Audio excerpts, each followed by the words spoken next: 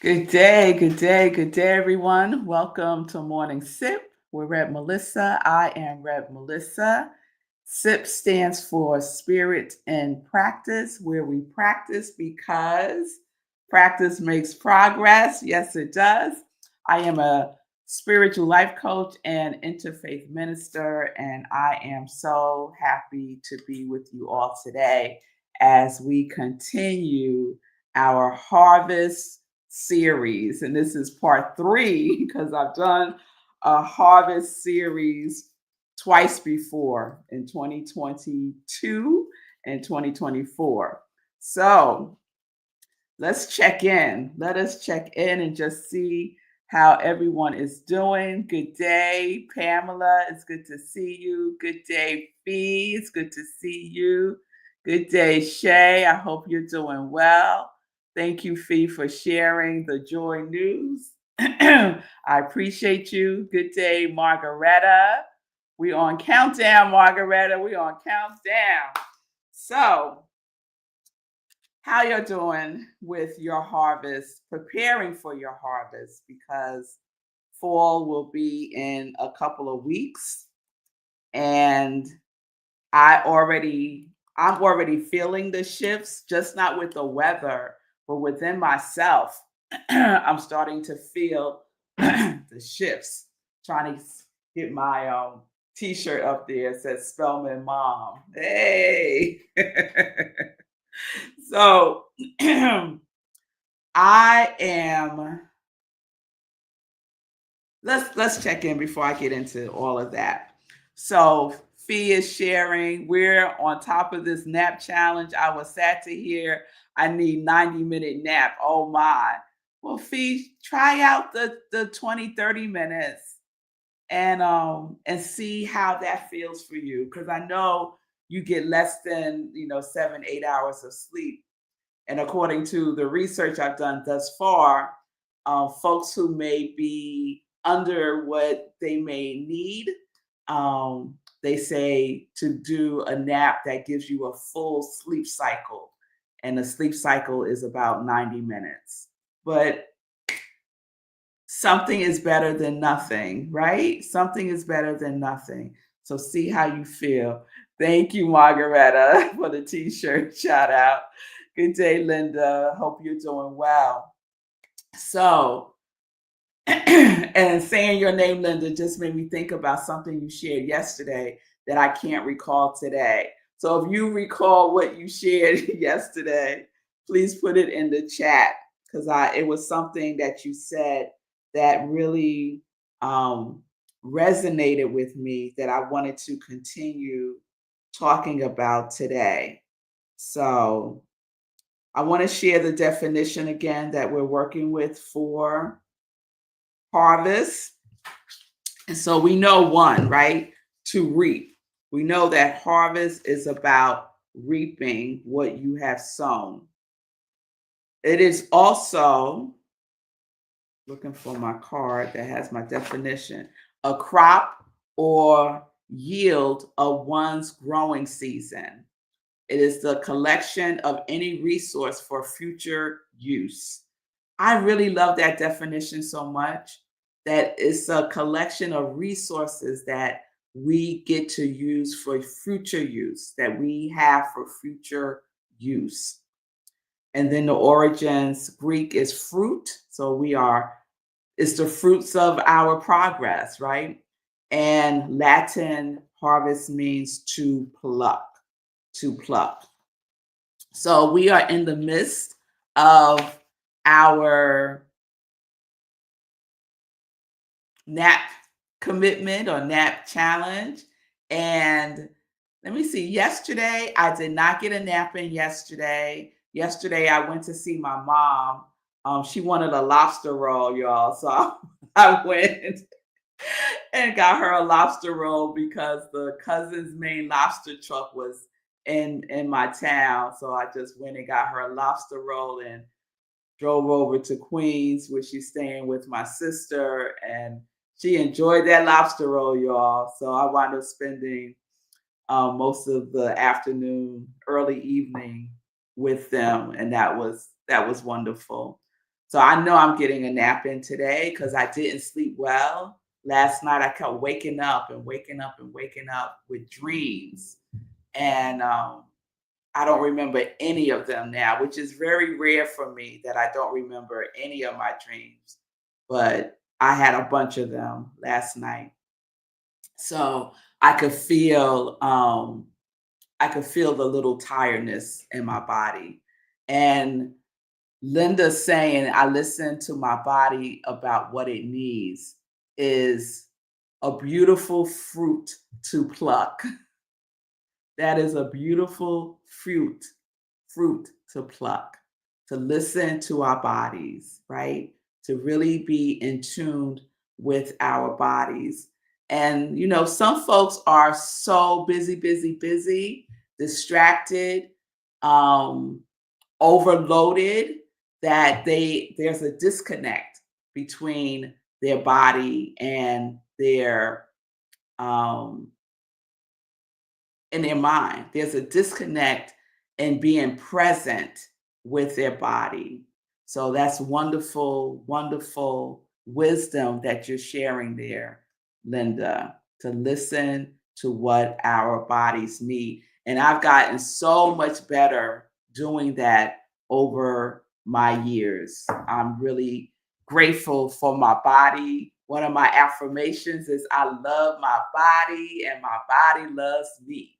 So let's take that wisdom as well. So today I wanted to focus on harvest, and we're going to wrap it up today. I want to share a little bit about how we can make each season, not just as we move into the harvest season in autumn, which I'm going to specifically speak about today. But in general, we can use each season, each cycle of nature, right, as a spiritual practice. And I was sharing this with one of my friends earlier today, and she said, Melissa, you can make anything into a spiritual practice. You can just roll anything into a spiritual practice. And I was like, yeah, I probably could. I probably could do that. But if it's beneficial, that's how I see it. That's how I regard it. Something that centers and grounds and roots me. I do get curious about how I can incorporate that into a spiritual practice, even if it's not something that I do every single day, but it's something that I can incorporate as like a ritual for myself during whatever time period it is. So I was thinking about that with harvest and how we can make the seasons part of our spiritual practice, and specifically harvest time. And so I wanted to share a couple of things with you today as we wrap up the series. So I am personally, for myself, already incorporating not, I should say, resting as a spiritual practice, because I've been so moved by Tricia Hersey's book, Rest is Resistance. And one of the things that she writes in the book that really resonates with me greatly is rest is a healing portal to our deepest selves. Rest is care and rest is radical. Rest is a healing portal to our deepest selves. Rest is care. Rest is radical. And I just love that so much. The first time I read it, it just was like, whew, yes. It just really resonated with me. So rest is a spiritual practice for me. And when we think about harvest time is also we go into a resting time in harvest because we're reaping, and the land is also moving into its resting phase. And we follow suit, right? We follow suit. It's time for us to stop working against our true nature.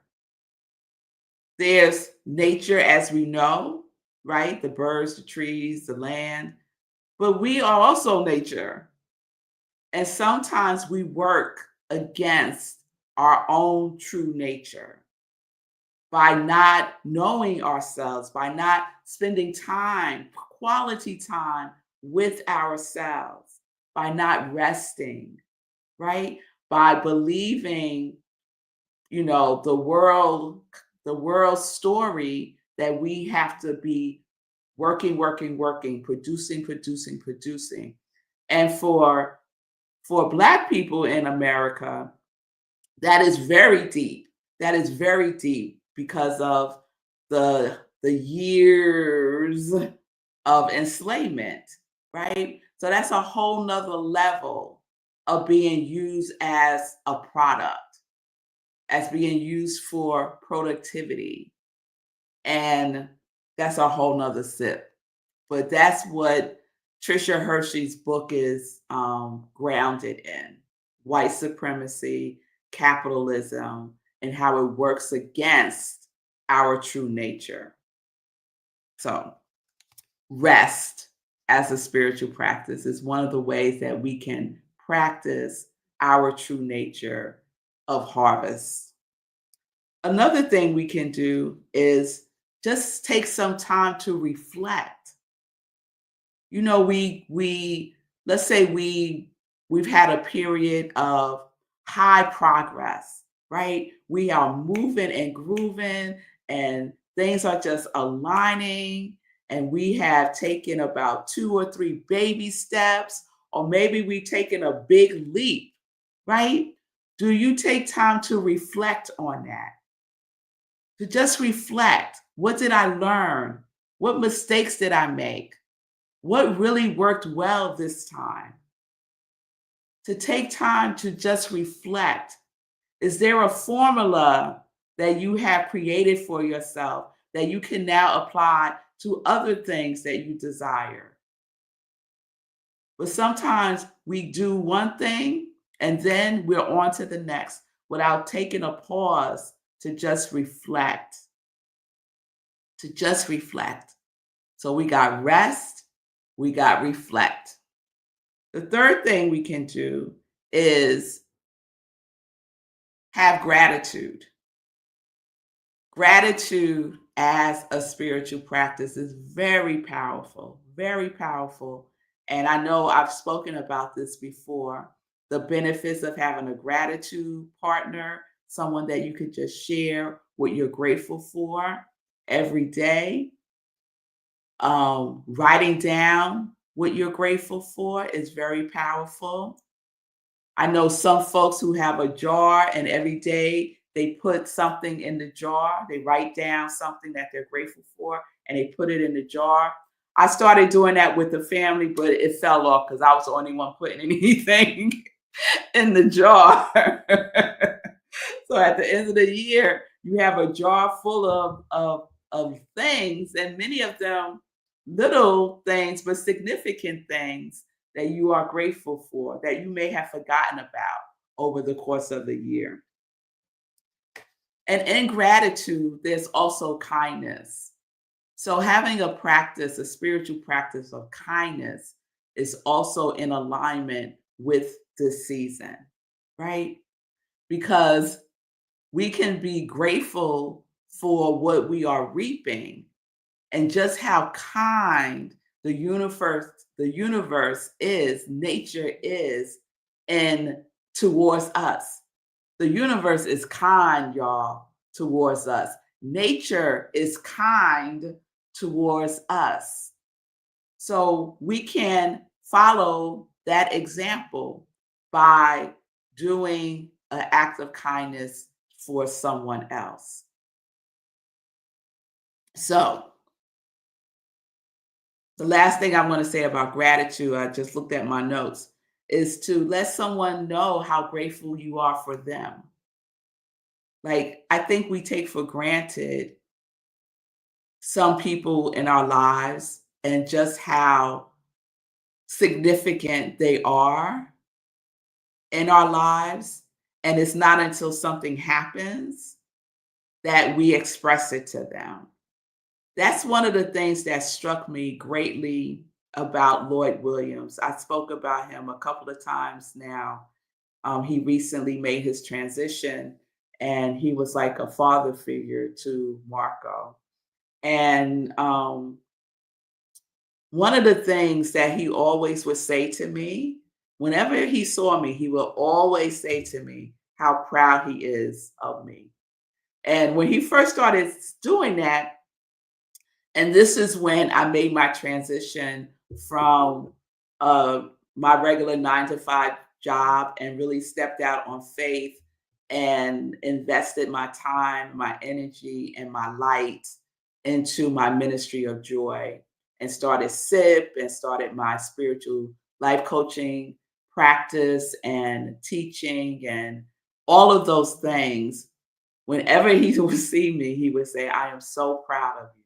And then he would kiss me on my cheek or on my forehead, mainly on my forehead. Do we let people know how significant they are in our lives? Do we express gratitude for the people closest to us? I think maybe the ones that we take for granted. I know that I can be guilty of that, especially with my husband. There's so many things that he does to support me, and I rarely tell him how grateful I am. I might say thank you in the moment, but I mean to really express the gratitude, the significance, how it is the word that's right there is just mighty, right? It's a mighty act to support someone.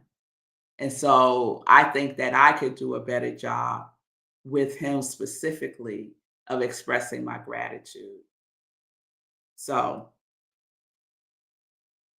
rest as a spiritual practice, reflecting as a spiritual practice, gratitude as a spiritual practice, and acts of kindness as a spiritual practice is all in alignment with the harvest season.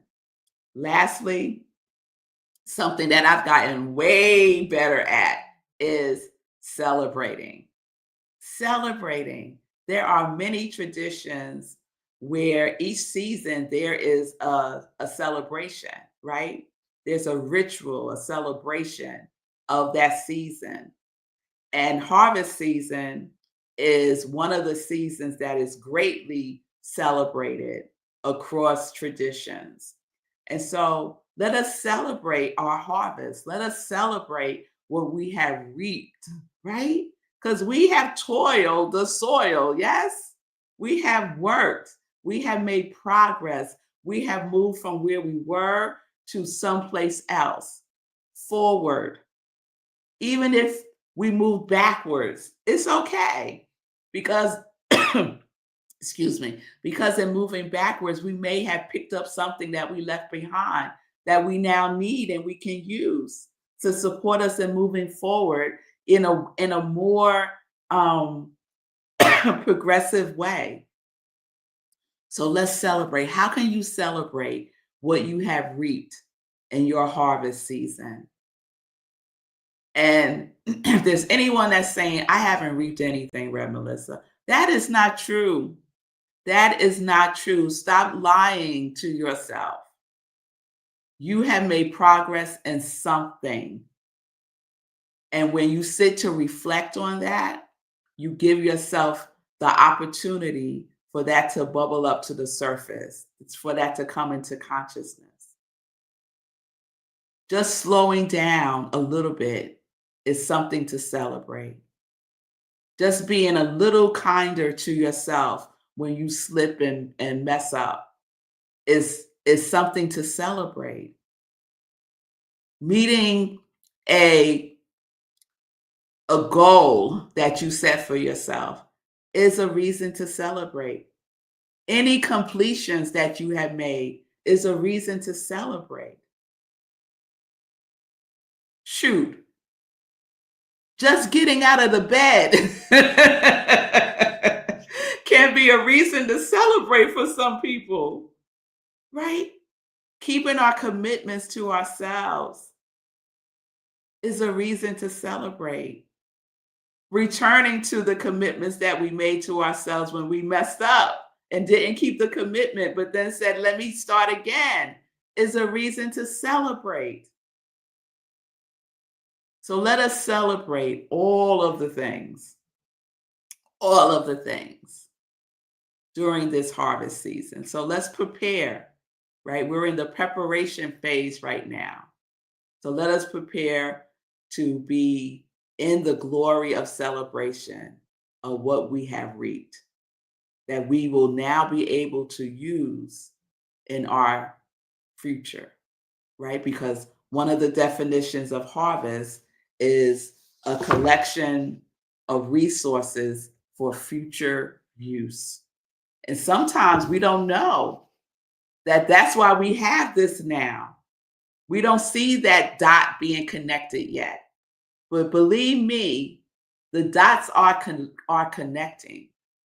The dots are connecting. When I go back and read some of my journal entries, and it could be a little something that happened, and then years later, I see how that dot from 10 years ago is connected to something happening now. But you see, we don't have the full picture. But God does, Spirit does, love does, the universe does.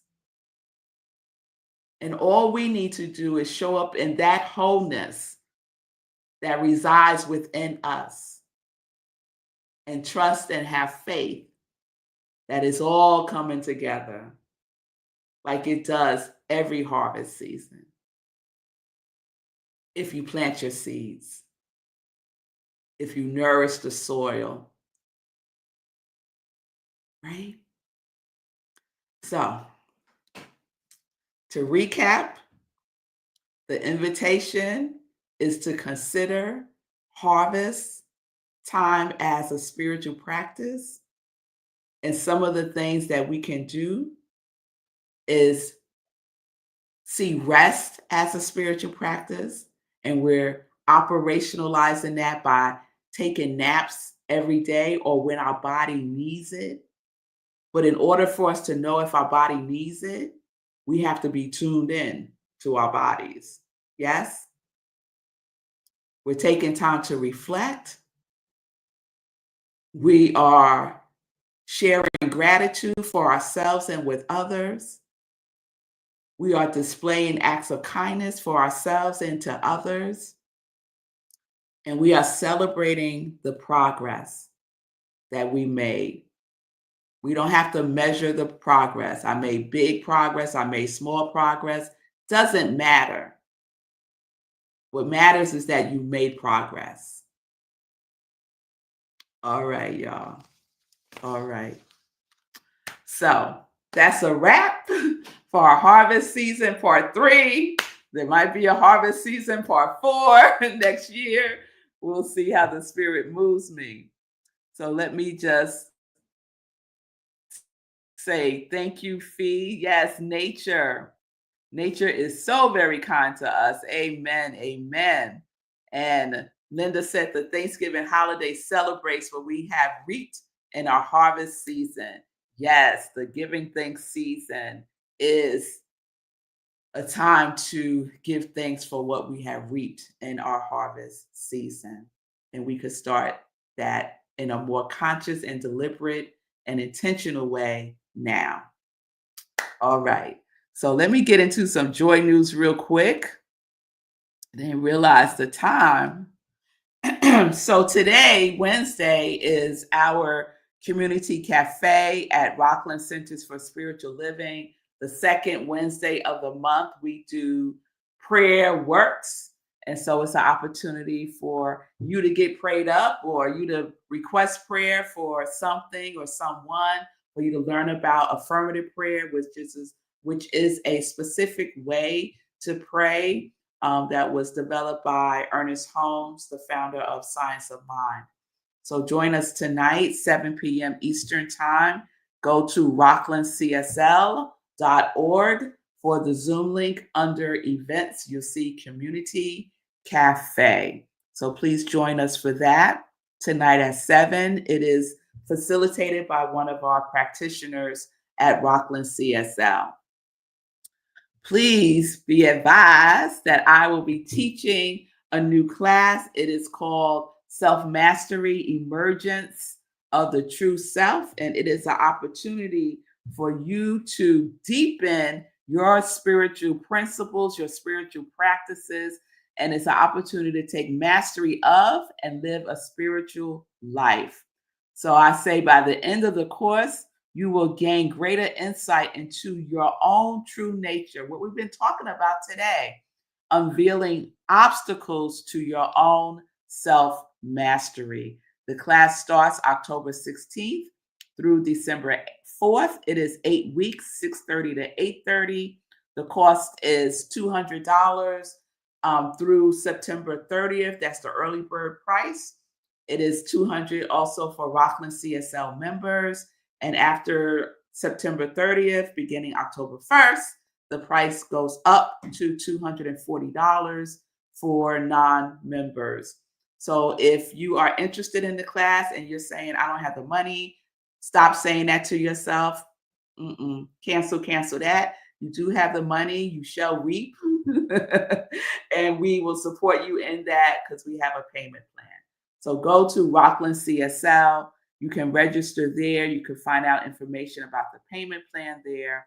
And I look forward to seeing you in class on October 16th, 7:30 p.m. Eastern Time. All right, that's all I'm going to share today, given the time. I will see you all tomorrow for a new series for Spirit and Practice for Morning Sip. Peace and blessings, everybody. Peace and justice. We are living life in joy, connected to our yes.